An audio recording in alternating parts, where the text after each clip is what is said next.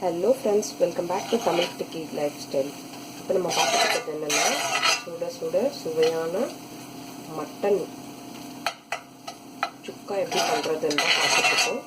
இது வந்து ஒரு சாலம் ஸ்டைல் ரெசிபி ஃப்ரெண்ட்ஸ்.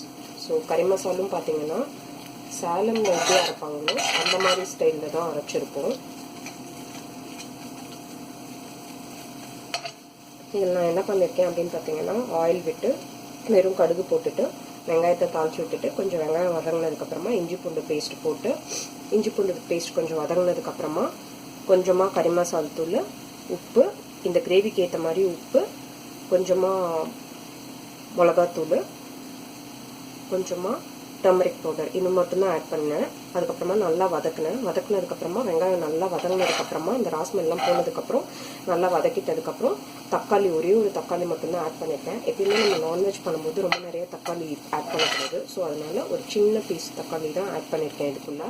இப்போ நம்ம வந்து மட்டன் வந்து இங்கே வாங்குகிற மட்டன்ஸ்லாம் வந்து சீக்கிரமாக 2 சவுண்ட் 3 சவுண்டில் வேகாது. ஒரு 6-7 சவுண்டுக்கு மேலே விடணும்.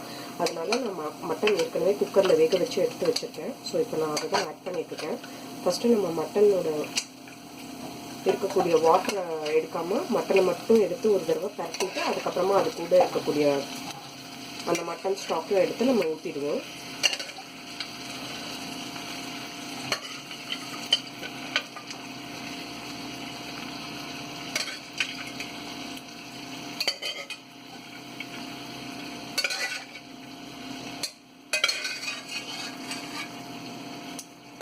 ஸோ எல்லாமே ஃபுல்லாக எடுத்துட்டேன்.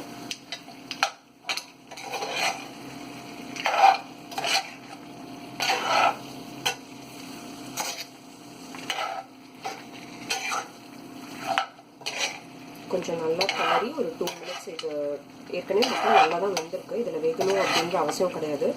2 மினிட்ஸ் போட்டு லைட்டாக நல்லா அந்த மசாலாலாம் உள்ளே போகிற மாதிரி பரட்டி விட்டுட்டு அந்த மட்டன் ஸ்டாக் எடுத்து ஊற்றி ஒரு கொதி வந்தோடனே மிளகுத்தூள் போட்டு இறக்கிடலாம். அவ்வளோதான்.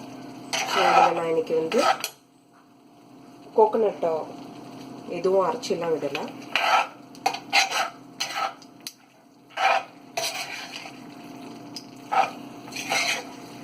இது வந்து பார்த்தீங்கன்னா ரச சாதம், தயிர் சாதம் எல்லாத்துக்கும் ரொம்ப டேஸ்டியாக இருக்கும். அது இல்லாமல் வெறும் பருப்பு சாதத்தோட கூட இது ரொம்ப டேஸ்டியாக இருக்கும். ஸோ இதை செஞ்சு சாப்பிட்டு என்னோட கமெண்ட்ஸை கீழே எனக்கு போஸ்ட் பண்ணுங்கள்.